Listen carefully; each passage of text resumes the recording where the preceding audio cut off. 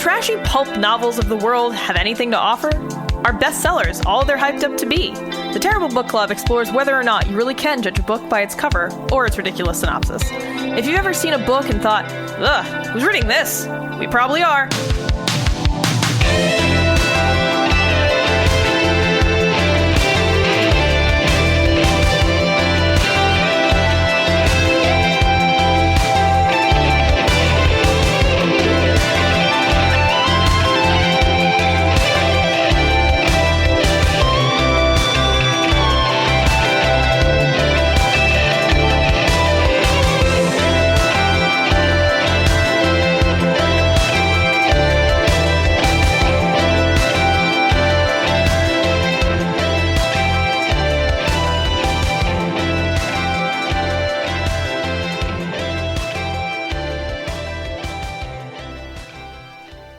Hello and welcome to episode 82 of the Terrible Book Club.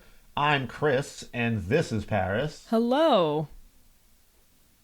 Today we read, or rather I read a while ago and I think very recently Paris read. Correct. Bitchcraft by Kerry Colburn. It's even bad to say aloud. Yeah, it's, you can guess by the title that this is a book about bitch spells of some kind. Let's say you were out there trying to live your life, and someone dared to just minorly inconvenience you.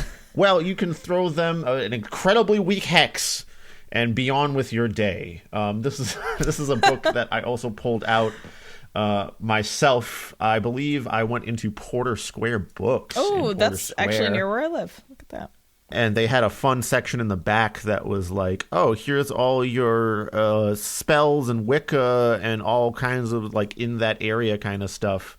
They also stuck it with like some spiritualist philosophy, which I thought was pretty interesting. But I picked this book up, looked at the cover, and was like, yeah, this ain't gonna be good. And your Terrible Book Club senses were correct. This one was... I got all kinds of problems with this one. I think Chris does too. It was quick, though. Yeah. It was a quick read. That's true. Most of my problems, you're going to see me take on my curmudgeonly wizard persona here, which is why on the Twitch stream I've got my hood up here, which is my sorry excuse for a wizard outfit right now because I don't have the proper hat or robe. I do not have my robe and wizard hat to don. Very sad. Very sad. We got to remedy that. Yeah. We might be remedying that soon, but we won't go into details quite yet.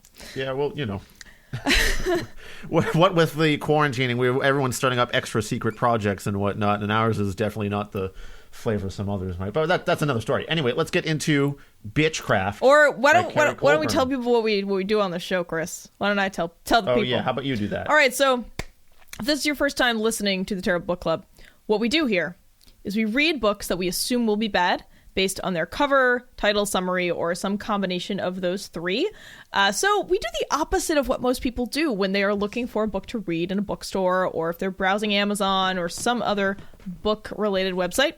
Usually this results in a hilarious and disappointing read. Sometimes we end up liking the book. Today, as we said, did not enjoy this one. Nah, not for me. If there was a book that really got into some, like, legitimate spellcraft. No, I mean, legitimate is... yeah, that's kind of a... There's magic in the world, Paris, but sadly not the kind that many people would like, where... Well, I've probably talked about my theory of music on this podcast before, right? Probably, yeah. I guess before we get too far into it, though, just quickly, for content warnings today, just our usual barnyard language. I can read the summary for the book. Sure. Go ahead.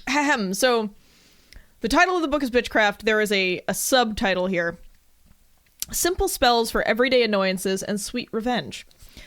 The back, across the top, emblazoned in silver, shiny font, unleash your inner bitch! Yeah, let's do it. With Bitchcraft, you can get even with all the crap modern women have to endure. Chronic mansplainer struck again at work. Hairstylist ruined your lob. Promising date ghosted you. All you need is this sassy collection of spells and incantations to exact revenge on those who deserve it. What's a lob, Paris? It is a long bob Oh. I don't know why I know that. I really don't. I have no idea. Okay. Because I would never cut my hair into know. that because I have curly hair and that would look fucking stupid.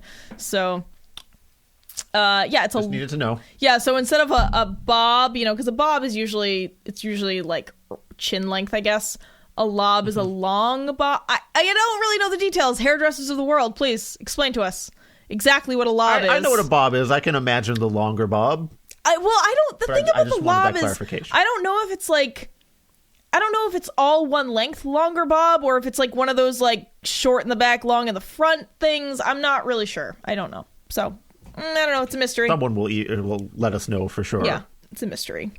Yeah, so Chris, sorry, I didn't mean to cut you off. I just didn't want us to lose track of where we were in the episode. Sure. Just wanted to get the beginning started. So, yeah, Chris has a theory about music being magical.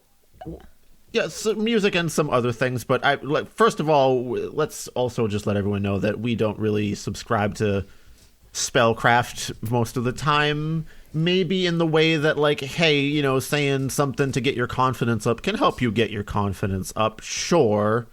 And maybe, like, doing a little ritual in the morning, however, whatever you want to call it, will help you, get your shit together. But actively, trying to hex people, I think just saying some words and lighting a candle ain't gonna have an effect for the most part. Maybe if you say something really mean to someone, they'll be a little bit sad.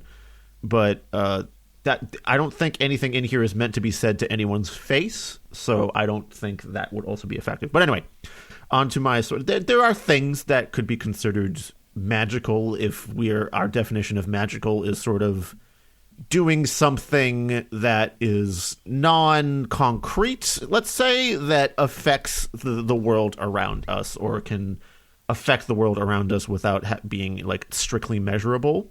So to me, the fact that music can induce emotion or feeling is some form of that. Maybe they can, a good song can bolster your confidence or, make you think about something or something in that area. That's about as close as to magic as we're probably going to get in the real world. I kind of agree. I feel like music definitely has some elements of what I would consider magical, which I'll subscribe to your definition. I also think computers are a little bit magic, just a little bit. Computers are magical to me. Sure. I mean, in the end, it's just very tiny rocks and sparks that, ordered in a very specific way, create the things that we use today. So that there's a concrete element to that, I would say. There is, but it's really hard for, even as somebody who like works with computers for my job, like I still find it really hard to conceive of how tiny bits of crystal or whatever, and electricity make all of this happen. It's still really tough for me to kind of, I mean, obviously, like, I'm not saying it's a conspiracy. That's not a computers. The computers are secret reptile mind manipulation machines. The computers are secretly magic. I mean, but just the whole way they work seems very magical to me, I guess, even though there is a real concrete science behind it. I mean, same with like a lot of higher level like physics and string theory and stuff seems like real fucking crazy and magical to me, but sure. But in the classic sense of magic, we do not believe in that. If you've ever listened to the show before, you've heard me bitch endlessly about having lived in Salem and how I can't stand a lot of the way that people who live there and visit there think about magic and interpret it. It drives me insane. So I will really try to rein it in and just focus on the specific elements of this book that bother me and that I think are bad. I will try not to go on another witch hate fueled tangent, Paris Tebow, Witchfinder General over here. Burn them all. Yes. Burn them at the stake. They're out here practicing very petty hexes. Please get rid of them. That's and I think through this discussion, it'll be revealed that I'm perhaps not quite as hateful about witchcraft as everyone may think. You're the person that's going to cause Dracula to happen somehow, Paris, when you burn the wrong witch and... yo, dude, my fucking heart goes out. Oh, that show. Castlevania. Guys, watch the Castlevania show on Netflix. It is... so good. Anyway, back to this. So let's discuss, Yeah. let's just get to the structure of the book and kind of what it contains. So it's a very short read, of course, because this is sort of it's one of those like kitschy fun books, but so that's shit that you find near the checkout counter at a bookstore that's like 25 fun cocktails, or like, I don't know, like, facts about every state. I don't know. It's not a book with a narrative or a plot. It's an instructional manual. So we have things like the work section, and I haven't figured out how to mirror this appropriately, I'm sorry, but we have the work section, and in the work section you have spells such as what you do when you have an overly demanding client. So they're just short little things with small illustrations. It's literally a paragraph describing the shitty situation with maybe a joke in there, and then a small ritual sometimes with like objects you'll need, and oftentimes the bare minimum that will be there is some kind of couplet that may or may not rhyme. Yeah, so just a sampling of some of these things. Under the daily grind, the first section, we have bad behavior. So you have inconsiderate cell phone talker, toxic male, repeated car alarm offender, which is a weird one we'll probably talk about, loud movie talker, frenemy who constantly criticizes your choices, another strange one. We've got barista who ruins your drink, bad boss stuff, a bunch of things about dating and bad partners, like date who stood you up, bad kisser, partner who takes you for granted, partner who steals your spotlight, evil ex. Let's see, we got home stuff. So we got a messy roommate, bad party guest, roommate who stole your outfit. That's an odd one. Landlord from hell. A bunch of driving ones and travel ones, like evil parking enforcement person, man spreader on train or bus, crabby flight attendant, luggage handler who squashed or lost your bag, hotel staff member who gives you a crummy room, beach or poolside show-offs, etc. So, yeah, they're all really small-time shit here. Yeah, and they're, like Chris said, they're all just the spellcraft is especially shitty. Like any of y'all out there who actually do any kind of magic rituals, we feel like these are pretty shitty. Correct us if we're wrong, but they seem really, really low effort. All right, yeah. Let me tell you how 80% of the spells in this book I should just work. read one.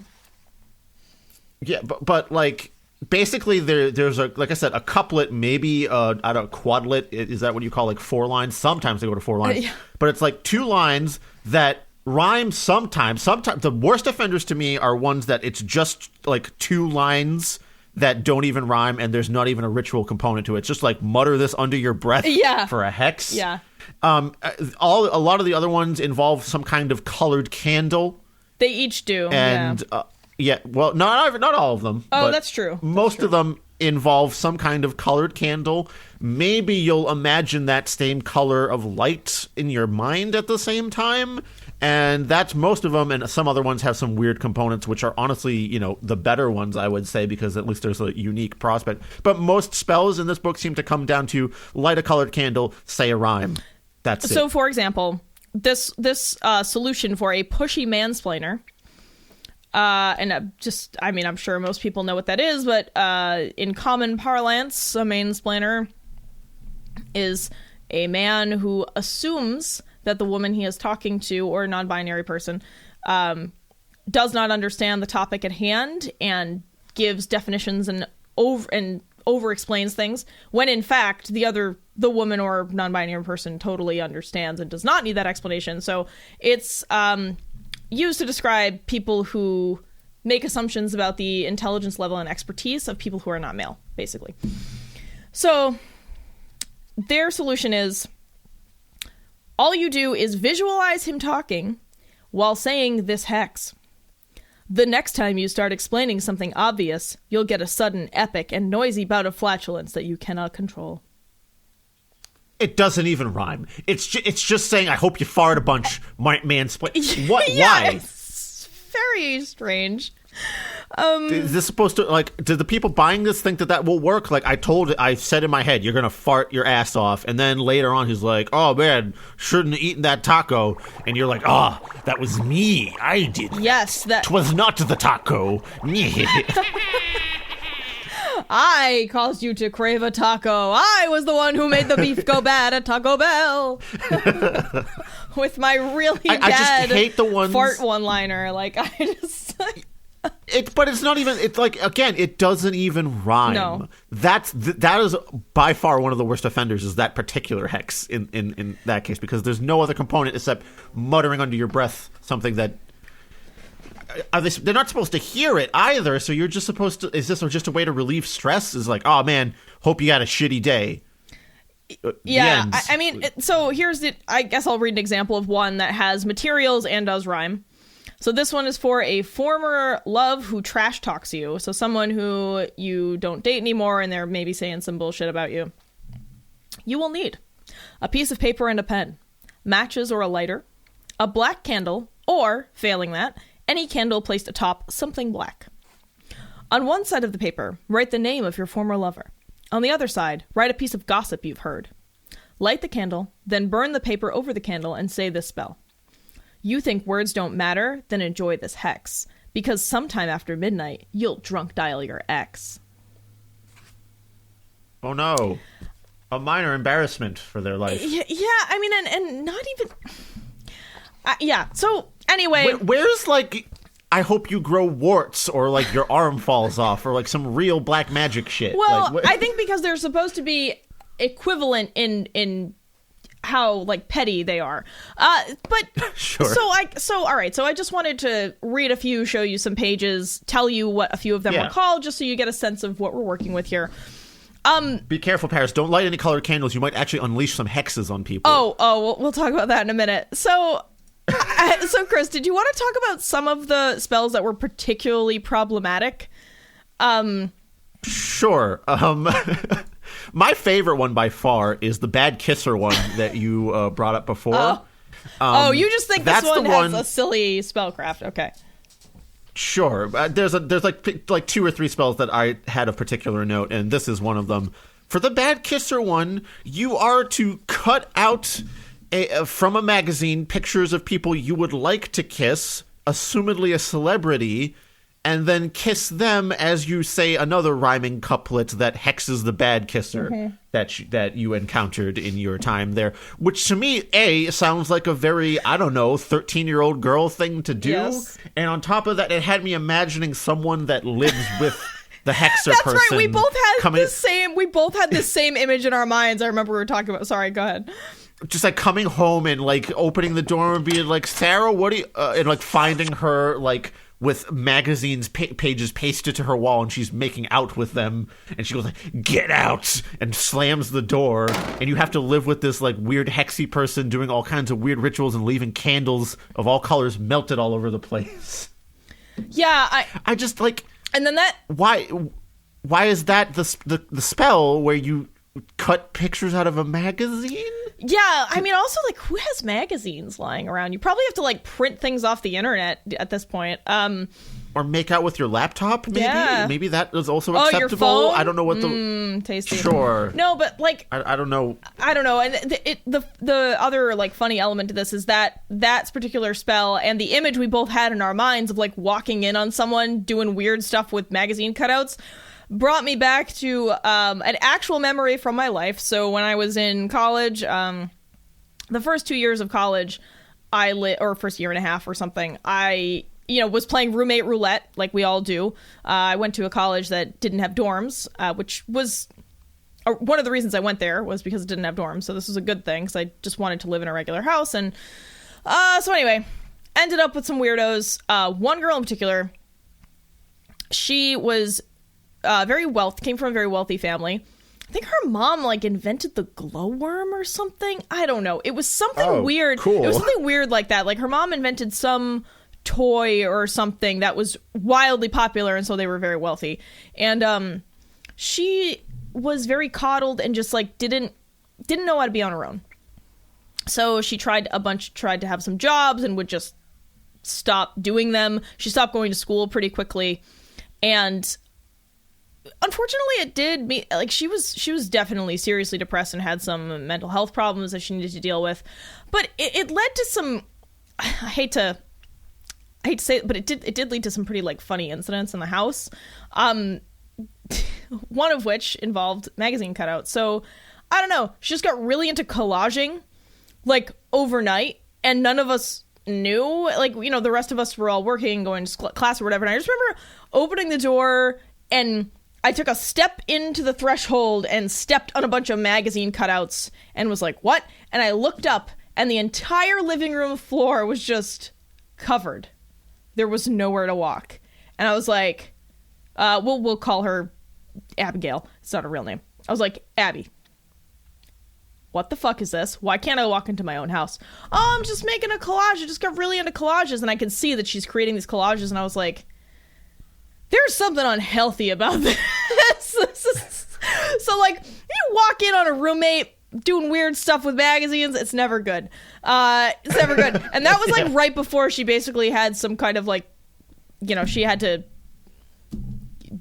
go see a therapist and, like, deal with some shit. So, I don't know. Magazine. Maybe she accidentally hexed herself. Yeah, maybe she kissed too many magazines. The wrong kind of collage. Didn't say the rhyme right, and it just ended up she was farting all the time. Oh, yeah, maybe. So yeah, I don't know. It just made me remember that. And I was just like, such a weird memory from like a weird time in my life. And I was like, this is. A lot of these spells have that sort of like, you know, if you walked in on someone, even like the bad roommate spells. I think one of them involves like taking an object of your roommates and like lighting a candle near it and saying a rhyme or something like that. I don't know. I think so. Yeah. But one of them definitely involves theft. There's one spell that definitely involves theft, which is like probably.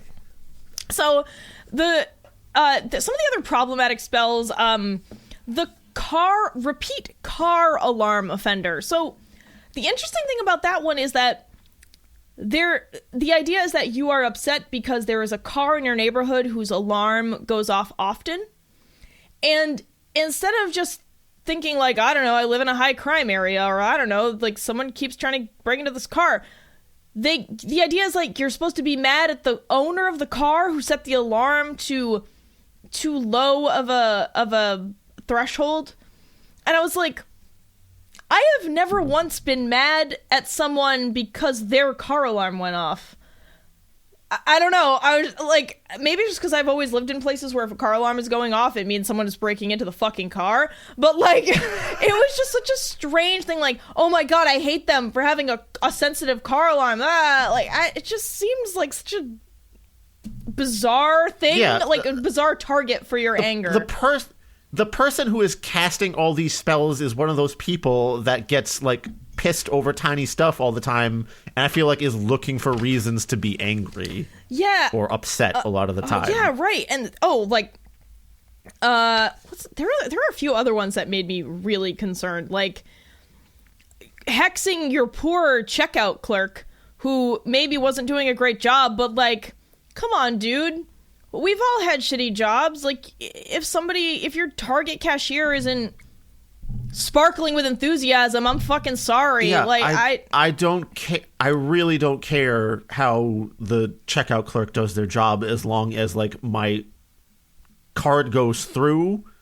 And, you know, I usually bag stuff myself anyway, because I don't, you know, if I can, because I just don't, I'd rather just bag it myself if I could, save that person the effort. And like, even like slow baggers or whatever, maybe I'm just not in a rush enough in my life to care about that. Yeah. And like I said, usually I'm helping them bag as we go along anyway. Yeah, I don't. And especially nowadays where like less people touching your shit is better. And like, I get that once in a while you can have a really bad interaction with somebody in a retail environment, but like, I think maybe it's just because you and I have worked retail jobs, have been manager, like we understand the grind, and like we're not going to get mad even if somebody is shitty. I've never been a retail manager, just to clarify. I've always only been like a cashier. Oh yeah, I was the one who was in management for a long time, but like I think having those experiences just makes us more empathetic, and so we don't get mad about that stuff. The other also, like it's done after you're done with over. it. You never have to deal with it again. There's no point in like wishing that person unwell. Yeah, like you're gonna hold on to that Target cashier anger on your fucking SUV while you're driving home to your suburban house. Like, fuck off. The work ones are particularly bad because for most of these, I feel like it's just your fault. Like, yeah. Coworker who keeps emailing while you're on vacation. Turn off your work email notifications if you're on vacation, and then you won't get those emails.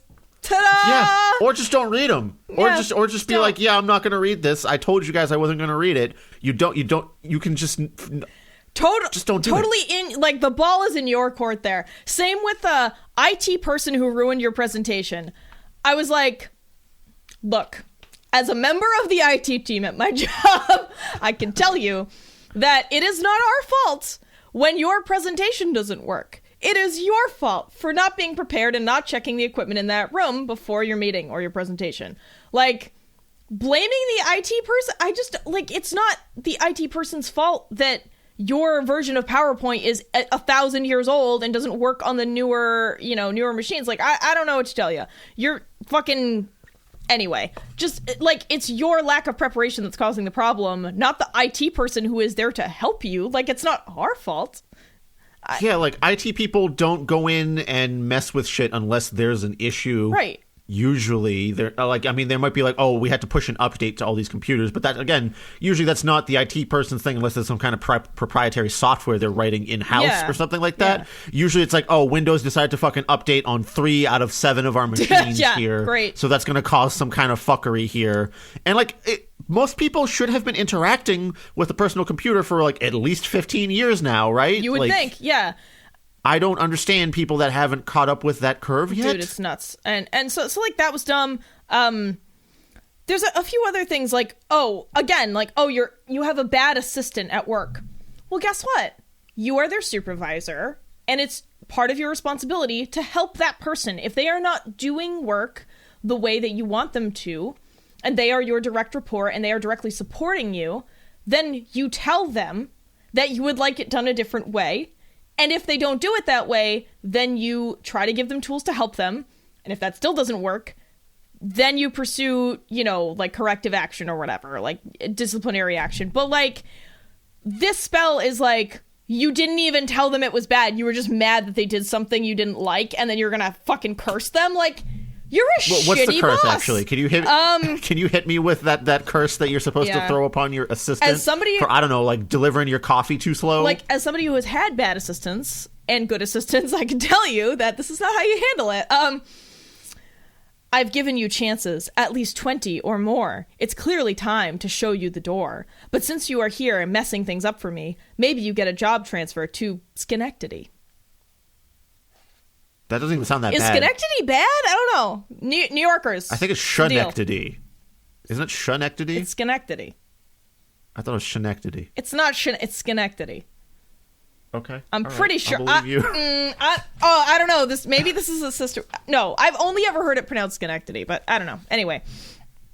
But that just sounds like, I don't know, some kind of vaudeville, like, dialogue, not, like, an actual hex. Yeah, and... Because I'm sure Schenectady is fine. It's a fine place to be. And I see that the spell says, I've given you chances at least 20 or more, but the paragraph above it does not imply that there has been any discussion. It seems like this person keeps doing things wrong, but they are not told that they're doing them wrong. So that... And once again... wishing them unwell behind their back isn't the way to handle things here.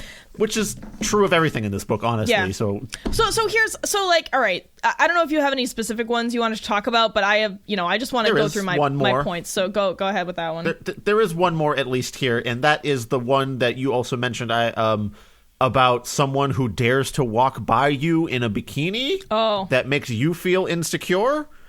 So it's like this spell that's like this, a young person is walking by you at the pool while you're just trying to sit there and enjoy yourself. How dare she wear something skimpy and, like, present her body to everybody? Yeah, I know. Oh, my God. And there's a hex there for, a mild curse against them. But, like, that's just a shitty attitude, man. First of all, if you're insecure about yourself, you don't have to put that on someone else who doesn't feel that way. Right. how dare they show more skin than you? Oh, I didn't realize this was like the fucking modest witch's coven here. Aren't you all supposed to be like dancing naked out in the fires or something? Yeah, I don't know. So yeah, that's a great example of one that where it's like more your fault for being upset about something that isn't really something to be upset about. And I understand having, you know, a level of envy or jealousy about someone who looks really good, and you know, you have low self-esteem, but it doesn't mean you curse them. Like, you just decide, you know, maybe curse the media advertising complex that puts those feelings on you. I know. Also, generally how dudes act around women, maybe that too, but not that other lady. I guess the other thing we could, speaking of this, is that technically I'm not allowed to cast these spells. This isn't a class for me. You know, I can't take on this bitchcraft class. You've been locked out. I'm a male. It's very gendered, which is another thing that I don't love. I mean, and I know that a lot of magic witchy stuff is really targeted towards women, and I get it, but you know, it's not always been the case in history. And I'm not saying, like, you know, I have to have every spell book has to, you know, take me into account here. But my main issue with it is that this book really, to me, seems to treat women like they're shallow and stupid. Yeah, there is an underlying current of that throughout the book, because everything is these little petty things. And I'm not saying that you're not allowed to get momentarily upset about something petty, but I do think it is really shitty to take it to the next level and actually wish someone ill because of these things. I think overall this book is so many things I dislike. It's like this petulant whining, a cheesy interpretation of magic, and it encourages this impotent, passive-aggressive attitude in its readers that gets nothing accomplished except to give you a false sense of accomplishment. Because, okay, sure, you mutter something under your breath, but what did you solve? All you did was make yourself feel a little better. But that's not real. You didn't take the time to actually address the problem. And that drives me nuts. That's the thing that really fucking kills me. Like, I'm, as we said before, I'm not into witchcraft. I typically have a lot of issues with it, as you all know by now, but I do understand the value that some find in witchcraft rituals, any kind of magic. I understand that people find value in it, and they find self-affirmation, they find community. For some people, it helps them like set their mood at the beginning of the day. I know a lot of people who like pull a tarot card at breakfast or whatever, and that helps them focus themselves and like give themselves a goal to accomplish or something. And while I do not subscribe to it, and I would never do that myself, I can see from an objective standpoint, I can see that there is value in that. And I've learned to accept that those things help people, and that's okay, because we all have to find different ways of coping with the problem of being, right? Like, being is, I mean, fucking difficult. It's fucking hard, man, right? And if you're doing those things and you're not hurting anyone and it's not hurting you, fine. You know, I don't think there's any problem with those things. However, I take issue with people who would mislead others into believing in this real ass, like, recite a spell and kill someone, or recite a spell and make someone love you, or things like recite a spell and make someone fart again. Yeah, or things like this that encourage these short-term shallow rewards over actually trying to solve a problem and developing empathy. So yeah, that's kind of my piece about it. Finally, my last thing is, I just want to say that this book has this undertone of like, yeah, you're a real bad witch, bad bitch. Guess what?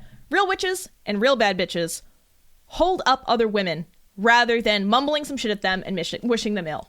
I just want to put that out there. Like, if you really want to say that you're, this, you know, ultra feminist or whatever, like, it's not about being catty with other women. It's about holding your fellow women up.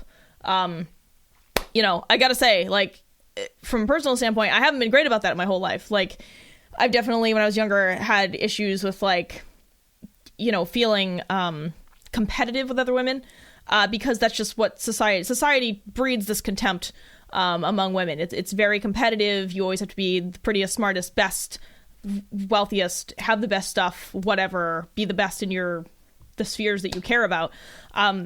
So it's hard to overcome that.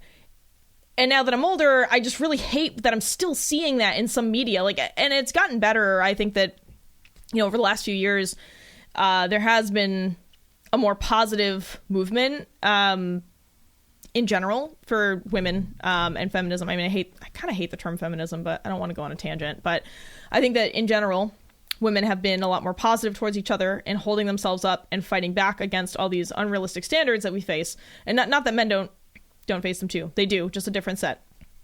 But yeah, I just want to make that point that this is toxic femininity in a lot of ways.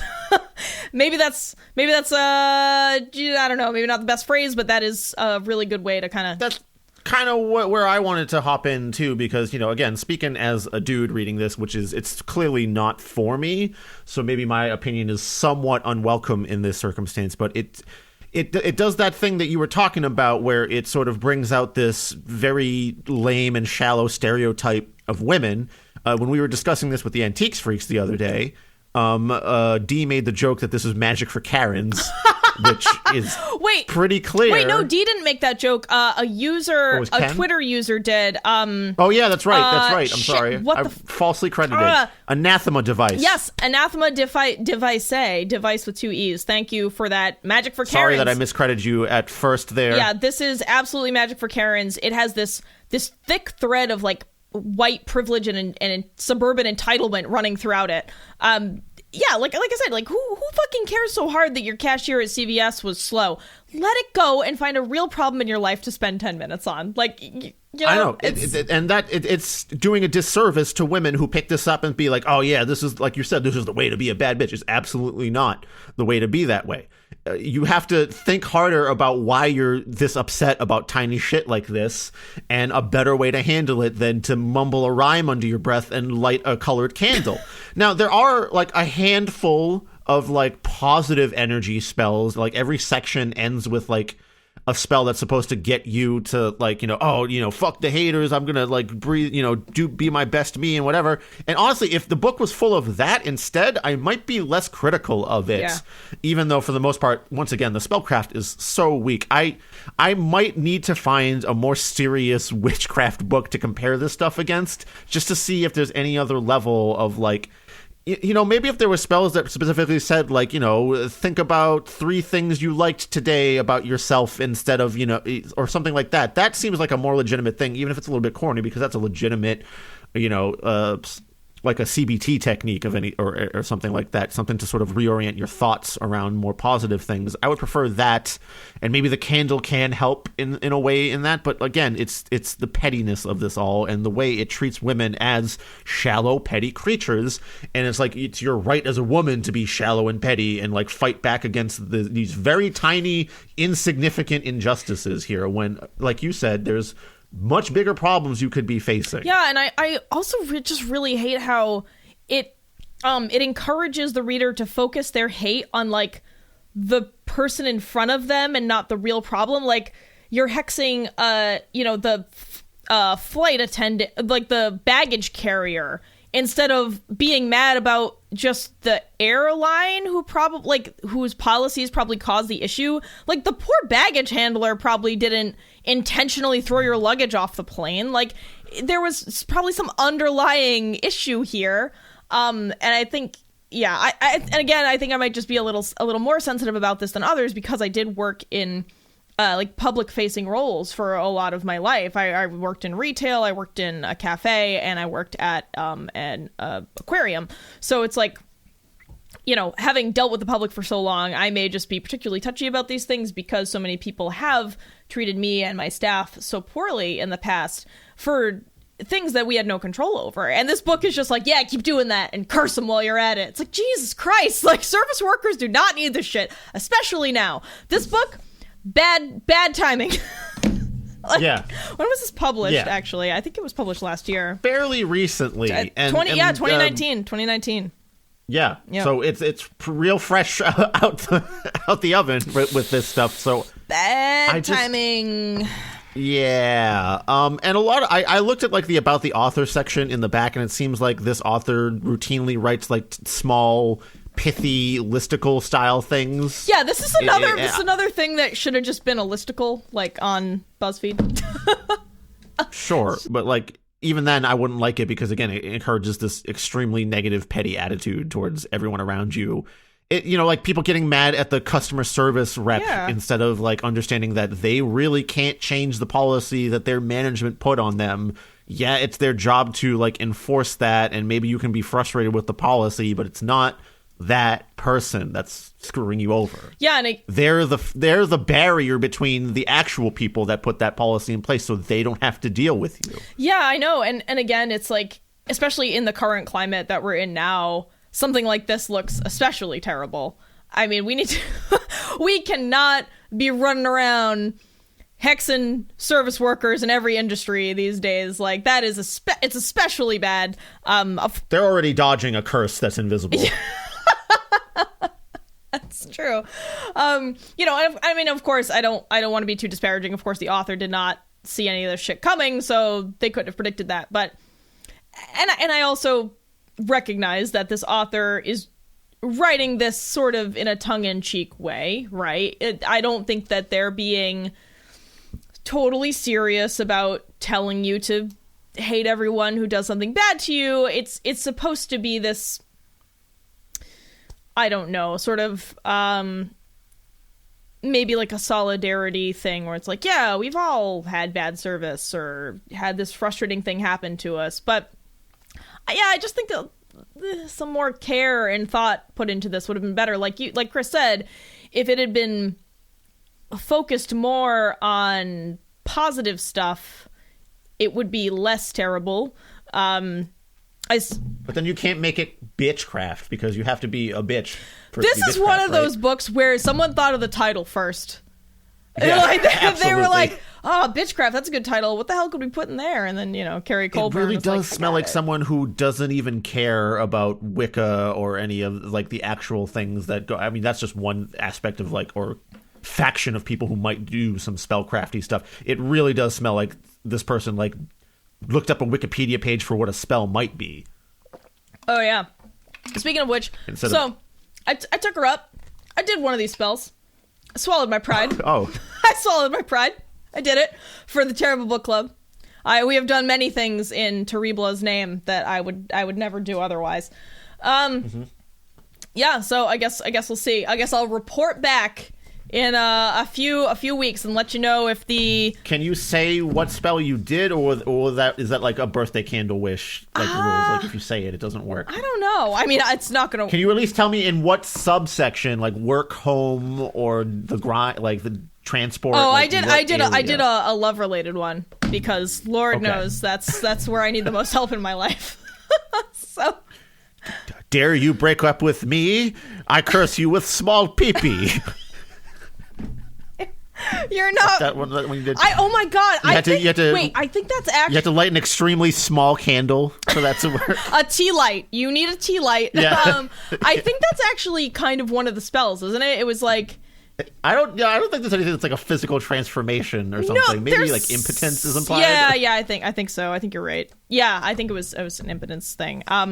So I gotta say, I did feel a little bit inspired by this. So I created my own spell. Oh, just one? This is my personal I'll have to Photoshop this together for social media later, but this was my page that I wrote for my own personal Bitchcraft. Read a book that was a total waste of your Sunday morning? You skipped brunch for this. Ugh, time to send a little message to this lazy author. You will need the grossest smelling candle you own, Bitchcraft by Kerry Colburn, the worst poem you've ever written. It's okay to just throw one together right now if you don't have any love poems left over from high school. Step 1, light the candle on a fireproof surface. Step 2, set the book alight. Safety instructions, I like it. Step 3, place it on the fireproof surface. While it burns, imagine the author experiencing literary misfortune as you recite your... oh shit. I fucked this up. Your poem. This night could have been for composition. A beautiful melody could have been written. Instead, I read Kerry Colburn's Bitchcraft, and it didn't even make me laugh. I like that it doesn't rhyme at the end because fuck that. No, it does. Craft and laugh. It's a near rhyme. Oh. It's a near rhyme. Okay, yeah, fair enough. Fair enough. So that's my contribution. I think I might watch out, Kerry Colburn. Yeah, watch out. Whatever. Okay, how about this, Paris? How about you come up with a small, minor inconvenience of a situation, and I will, off the cuff, come up with a rhyming couplet to hex the person with. Okay. You know what really sucked when we couldn't get the audio to work through OBS on your Mac? Okay. Gonna curse the OBS architects. Okay. We love you, OBS architects. We're just kidding. Please, God. You've written me some bad software, so in the future you'll have no hair. Perfect. The perfect level of stupidity. I love it. Anyway, can we fix this?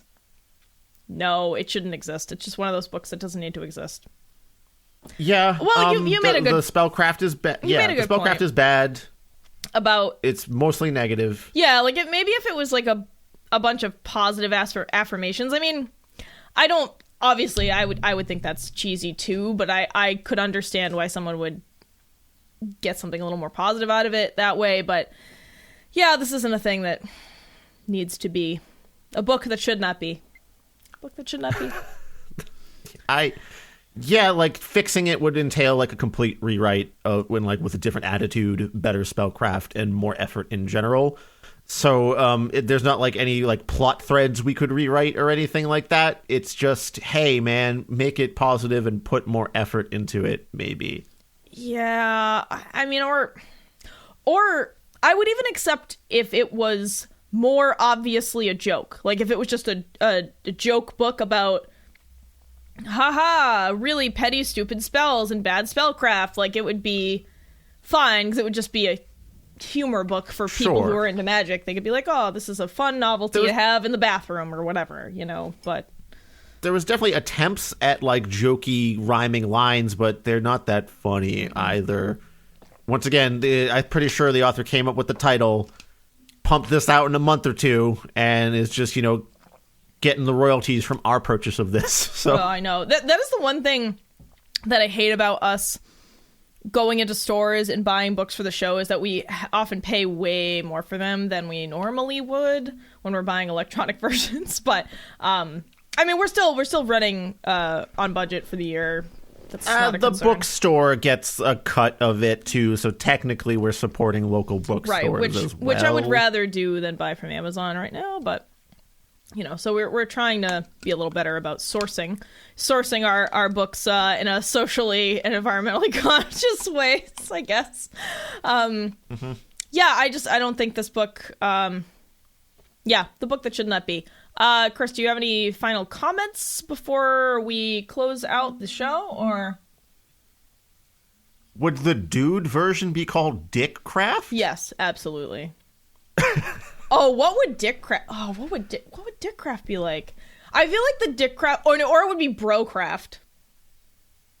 Nah, I think Dickcraft is a little bit better. Oh, but it would be so. But that's like actively being a jerk to someone. But what if it was? Yeah, it'd be like neighbor borrowed your lawnmower for too long again. Curse him to suck at golf. I don't know. Yeah, it would be like Dadcraft. Dadcraft is just like what they do in the shed out back. It's just like make a chair about it instead. Like, you had a fight with the wife? Go make a table. Get that energy out constructively. You sand that baby. Sand that baby down. Work it out. Oh. Use some good old fashioned elbow grease to work out those feelings, and maybe talk with her about it later. No, don't do that. Yeah. It would be equally toxic in that it would just tell you to avoid all your emotional problems. Yeah. Great. Go into the man cave. Yeah. And do your ritual of eating a bunch of Cheetos and playing video games for 5 hours straight. I mean, not that I don't love playing video games for 5 hours and eating Cheetos, but Yeah, I mean, that's not invalid in some ways, but, you know, if you're choosing to do that instead of actually dealing with something, not healthy. Yeah, agreed. Now I just want to come up with more spells for Dadcraft. Your kids aren't listening to you? Hex them with, not buying their sports equipment for their extracurricular activities. Don't sign the permission slip. Oh, don't sign the permission slip. That's a good one. Or like, obviously, make it look obviously forged so your kid gets in trouble at school. But that's too concrete for like it to be true to the form of this one. It would just have to be the dad muttering a curse under his. It would just be the dad going "fuck." That's it. Dadcraft just going, "Fuck, what an asshole" about everything. Hey, bro, I hope you slip on a banana people and break your fucking shit. That's it. I think you said banana people. Yeah, an actual banana person. I hope he comes and purposely puts himself in your way to make you trip and fall. It's my minion. I'm a wizard. I have minions. Oh, fuck. Oh. And familiars. I've chosen the banana ones because I like how they're flavored. Oh my god, what if you were some kind of weird produce wizard and your familiars were actually sentient fruits and vegetables? Wow, we're getting... Now there's a D&D class that I need to make a homebrew version of.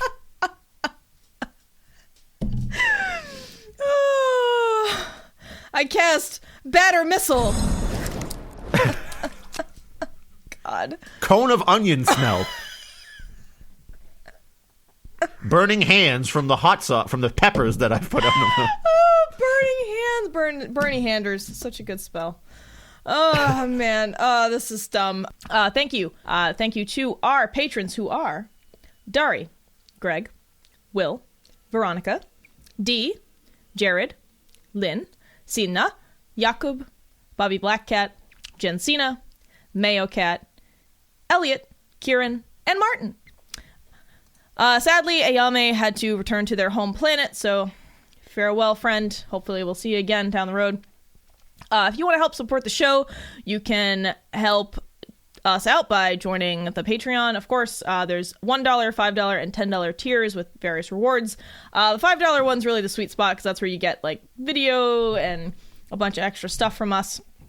A lot of audio, like Mystery Science Theater sort of audio tracks where we watch something and give you the audio track so you can, sync it up at home and watch something stupid with us. Chris, do you remember the last one we did?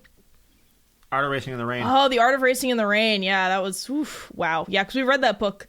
It's one of the lost episodes, so we watched the movie, and that was a good time. So other than being a patron, there are plenty of non-financial ways you can support the show. You can subscribe on YouTube, subscribe on a podcast app, which you probably already do. Share the show, tell someone about it, share it on Instagram, Facebook, Twitter, whatever. You can also rate or review us on whatever platform, whether that's like Podchaser, Podbean, or iTunes, or whatever you have. And lastly, if you want to contact us, you can always send us a message on Instagram, Facebook, Twitter, Goodreads, or you can send an email to terriblebookclub@gmail.com. But with that, I think that's the end of episode 82. So we will see you next time for... do we want to tell them what the next episode is? Sure, why not? Yeah, so we'll see you next time for a crossover episode with the Antiques Freaks again. So strangely, we actually recorded these backwards in time, I guess. We recorded episode 83 yesterday with them, and if you may have seen us do it on Twitch. If not, you're going to have to wait a little bit, but... yeah, pretty exciting. We had them back on. We read a short story about an Edwardian era really shitty ghost hunter hunting a ghost horse. So get ready. Get in your saddle. Get ready for that one next time. But for now, I hope y'all are staying safe and healthy out there, and we'll see you next time. All right. Bye, Tara. Bye, Chris.